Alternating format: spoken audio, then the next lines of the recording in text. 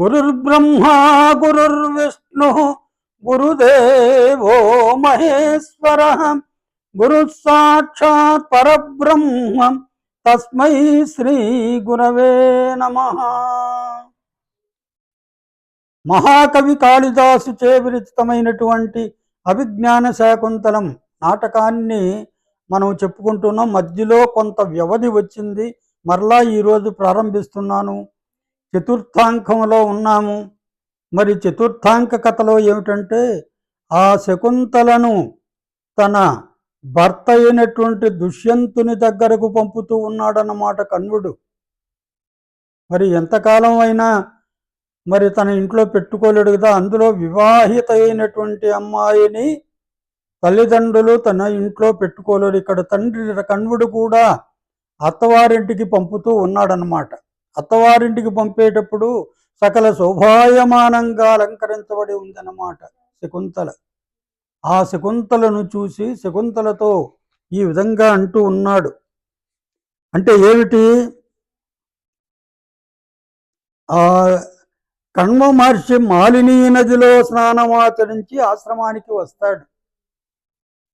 శకుంతలను అత్తవారింటికి పంపడానికి పూనుకొని కూతురుపై ఉన్న ప్రేమాతిశయముతో కలిగిన దుఃఖాన్ని సహింపలేక అత్తవారింటికి పోతూ ఉందే, ఇంతకాలం ఇక్కడే ఉంది కదా, ఈమె ఎడబాటును సహించలేకపోయాడన్నమాట ఆ కణ్వుడు.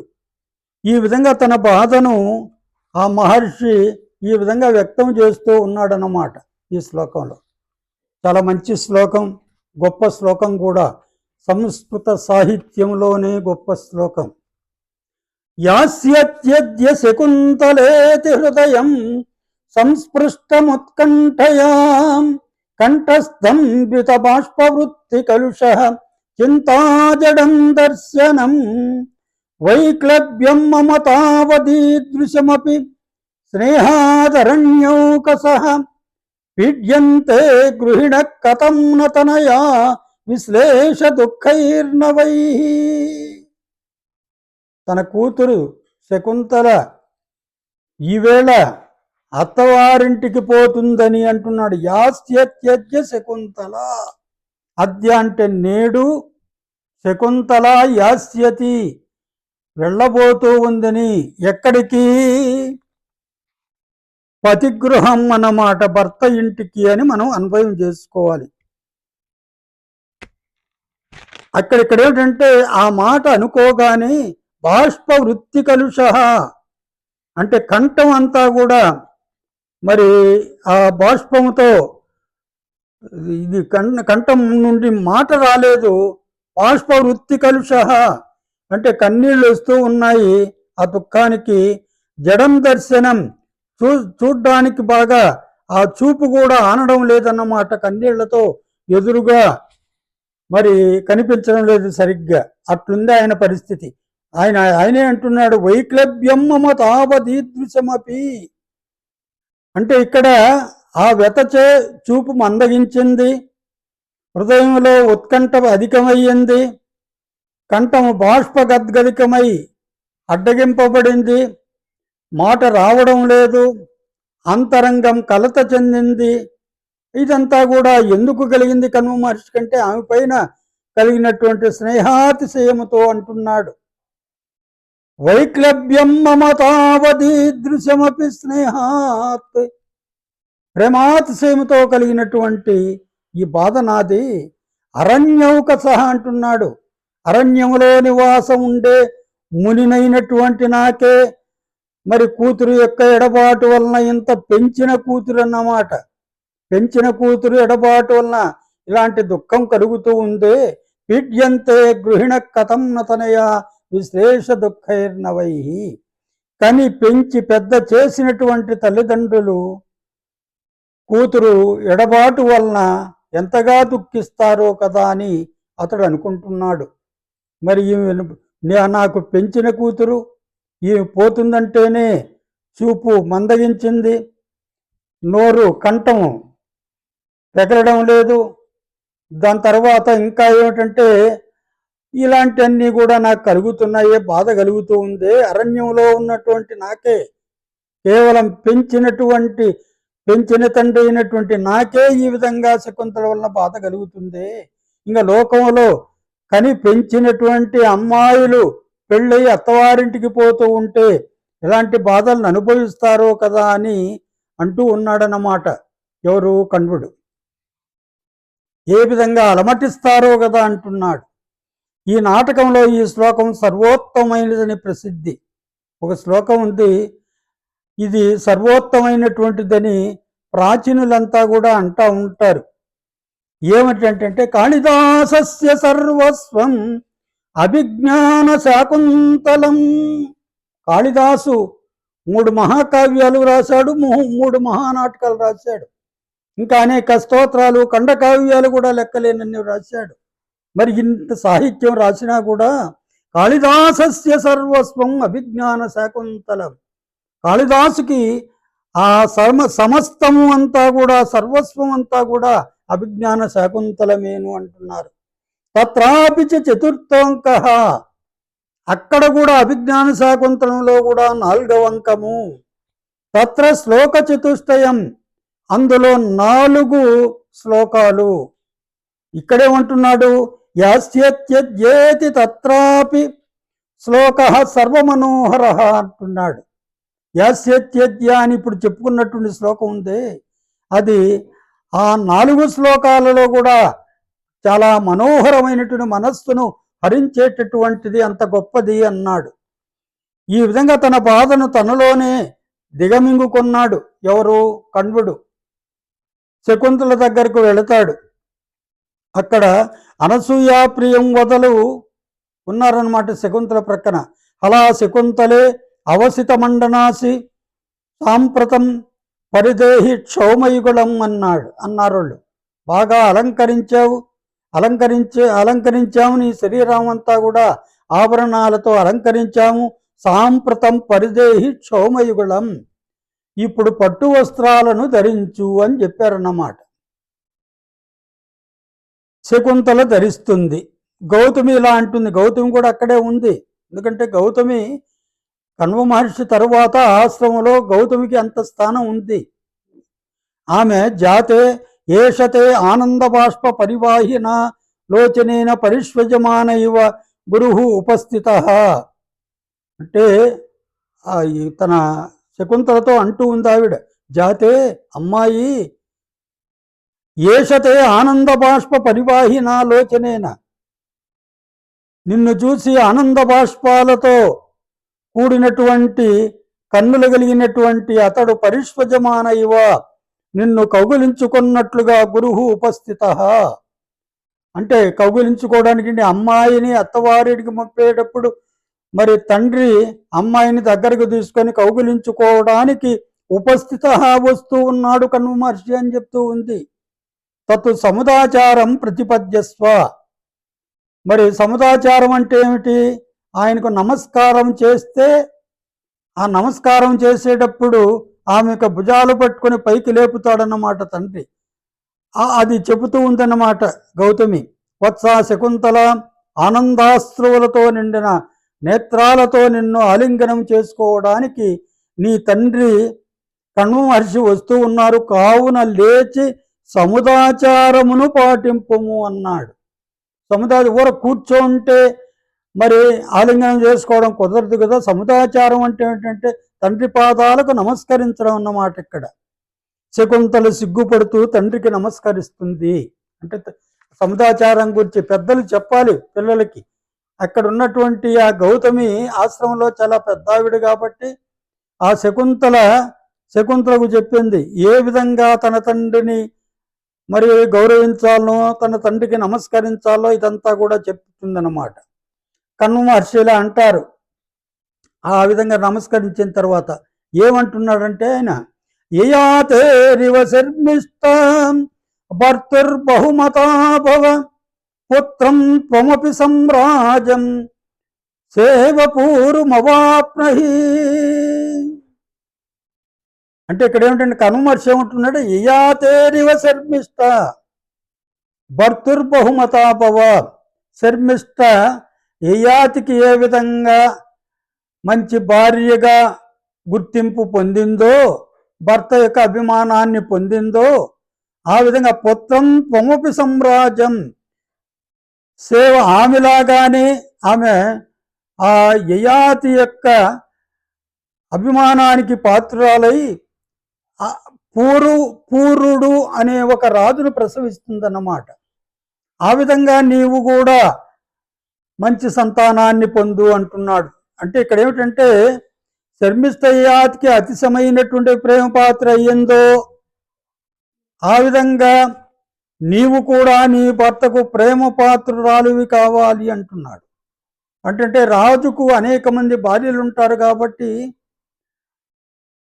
ఆ అందరిలోనూ ప్రేమ పాత్రురాలివి కావాలి అని చెప్పడం అన్నమాట.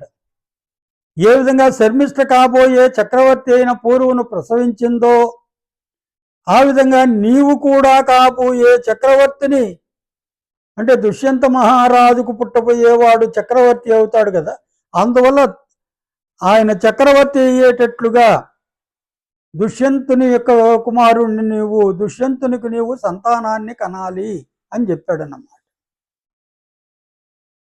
దాని తర్వాత గౌతమి ఇలా అంటుంది, జాతే వరఃకల్వేష న ఆసీహి అన్నది. మీ తండ్రి గారు ఇది ఆశీస్సు కాదమ్మా, మీ తండ్రి గారు నీకు ఇచ్చినటువంటి వరం ఇది అన్నది. వరఃకల్వేష అని, ఏష ఇది వరహ కలు, వరము నకలు ఆశీహి అన్నాడు. ఆశీస్సు కాదు, ఇది ఒక వరము. అంటే ఖచ్చితంగా నీవు దేశాన్ని పరిపాలించేటటువంటి చక్రవర్తి అయ్యేటటువంటి కుమారుణ్ణి ప్రసవిస్తావు, ఇది వరం, మీ తండ్రికి ఇచ్చినటువంటి వరము అని అన్నది. వచ్చేత సద్యో హుతాగ్నిని ప్రదక్షిణీకురుష్వ అన్నాడు. అంటే అక్కడ చుట్టూ హోమం చేసినటువంటి అగ్నులు ఉన్నాయి, ఆ హోమాగ్నులకు ప్రదక్షిణ చేయమని చెప్పాడన్నమాట తండ్రి కణ్వుడు శకుంతలతో గౌతమి మొదలైన వారు ప్రదక్షిణ చేయిస్తారు. అంటే ఇక్కడ పెళ్లి కూతురు అత్తవారింటికి పోతుంది కాబట్టి, అమ్మాయి కాబట్టి ఎవరైనా సహాయం చేసి ఇట్లా చేయాలా అట్లా చేయాలా అని ప్రదక్షిణలు చేయిస్తే బాగుంటుందనే ఉద్దేశంతో ఒక సంప్రదాయాన్ని కాళిదాస్ మహాకవి మనకు చూపెడుతూ ఉన్నాడన్నమాట. ఆ గౌతమి మొదలైనటువంటి వాళ్ళు ఆ శకుంతల చేత ఆ హోమాగ్నులకు ప్రదక్షిణ చేయిస్తారు. కణ్వ మహర్షి అంటున్నాడు, వచ్చే అమీ వేదిం పరిత క్లుప్త దృష్ట్యా సమిద్వంత ప్రాంత సంస్తీర్ణ దర్భా అవగ్నంతో దురితం హవ్యగంధై వైతానాస్త్యాం వహనయ పావయంతు. అంటే ఇక్కడ ఈ అగ్నులు నిన్ను మరి పవిత్రం చేయుగాక అంటున్నాడు. అంటే ఏ విధంగా అంటే ఈ యజ్ఞవేదిక చుట్టూ 4 పక్కల ఏర్పాటు చేసిన ఆయా స్థానంలో మండుచున్నటువంటి కట్టెలున్నాయి, మరి అగ్నికి చుట్టూ పరచబడిన దర్భలున్నాయి, హవ్యగంధాన్ని వెదజల్లుతూ పాపాలను పోగొట్టేటటువంటి వేదాగ్నులు అన్నమాట. అవన్నీ కూడా నిన్ను పవిత్రం చేయుగాక అని ఆశీర్వదించాడు. శకుంతల ప్రదక్షిణం చేస్తుంది. వచ్చే ప్రతిష్టస్వ ఇదానీం అంటే అమ్మాయి ప్రతిష్టస్వ అంటే బయలుదేరు అన్నాడన్నమాట.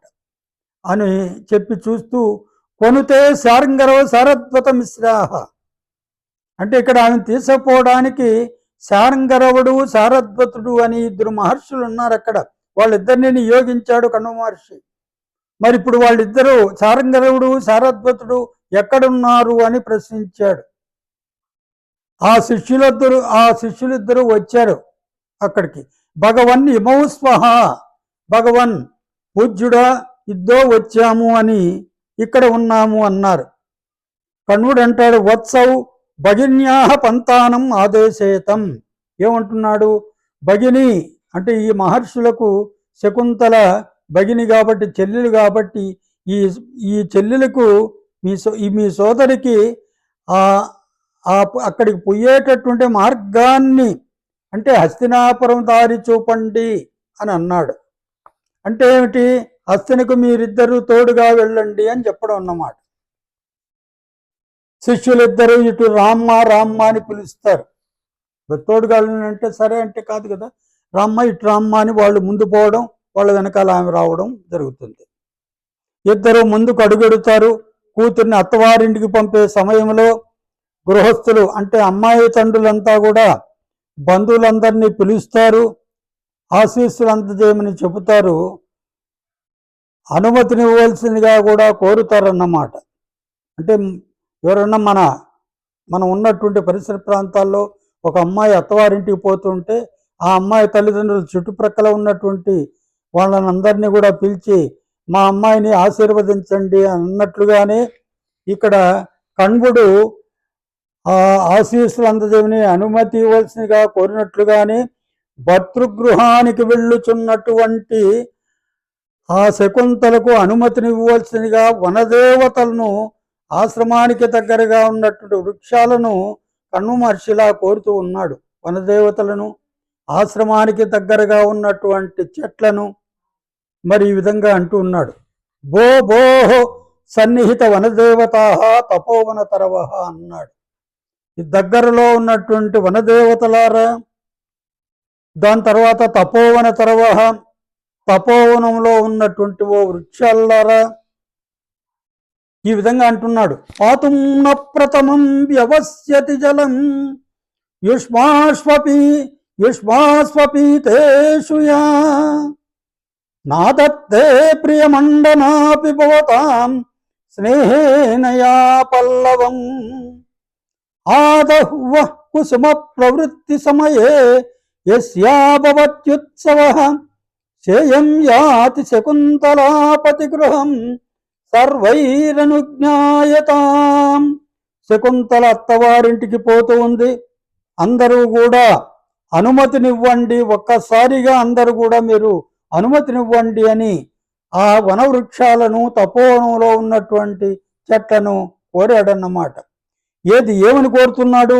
పాతుమ్న ప్రథమం వ్యవస్యతి జలం యుష్మాస్వసిక్తేషుయా అంటే మీకు నీళ్లు పోయకుండా, మిమ్మల్ని నీళ్లతో తడపకుండా మరి ఆమె మొదట నీళ్లు త్రాగదు. అంటే మీకు నీళ్లు పోసిన తరువాతనే శకుంతల తన దప్పిక తీర్చుకుంటుంది అన్నాడు. ఇంకా ఏది? నాదత్తే ప్రియమండనాపి పోతాం స్నేహేనయా పల్లవం మీరు బాగా పెరిగి పెద్దై చివుళ్లను ఇచ్చేటప్పుడు అందమైనటువంటి అమ్మాయిలు అందమైనటువంటి చివుళ్లను తమ మరి కేశాలలో, శిరస్సులో కొంచెం అలంకరించుకోవాలని కోరుకుంటారు కదా.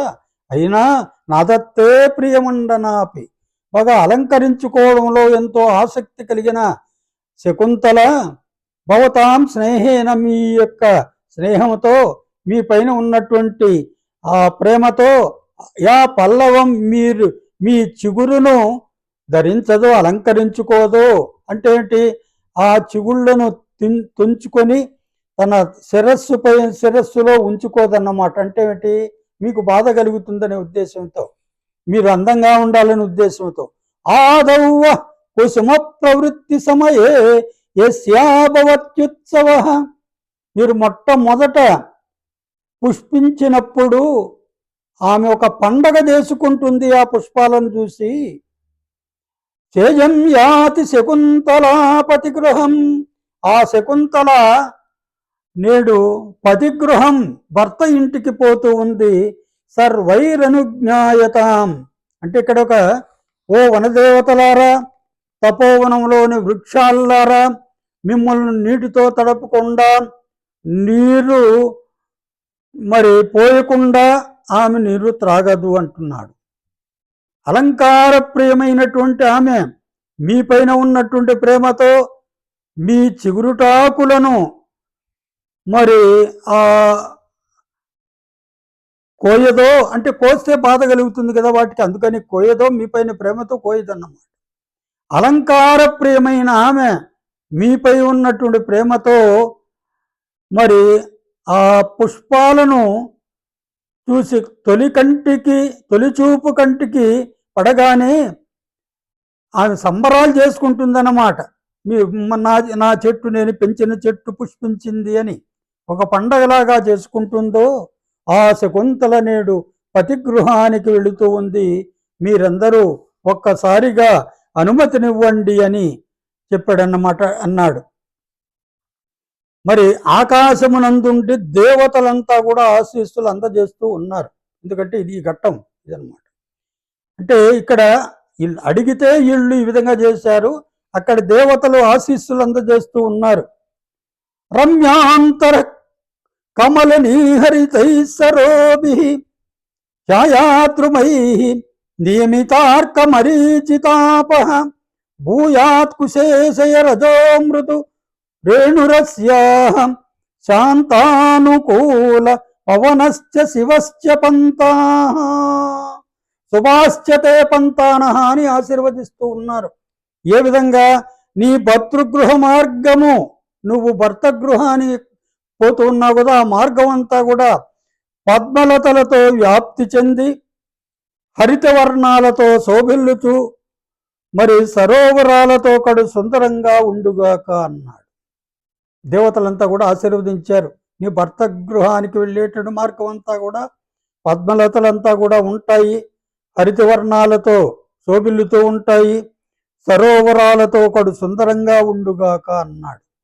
ఇంకా విస్తరించిన కొమ్మలు గల వటవృక్షాల నీడని ఎండ నుండి నిన్ను కాపాడుగాక అని. భర్త యొక్క గృహ మార్గానికి పోతూ ఉంటే ఆ మార్గం అంతా కూడా బాగా విస్తరించినటువంటి వటవృక్షాల యొక్క నీడన నీవు పోవుదుగాక అన్నారు.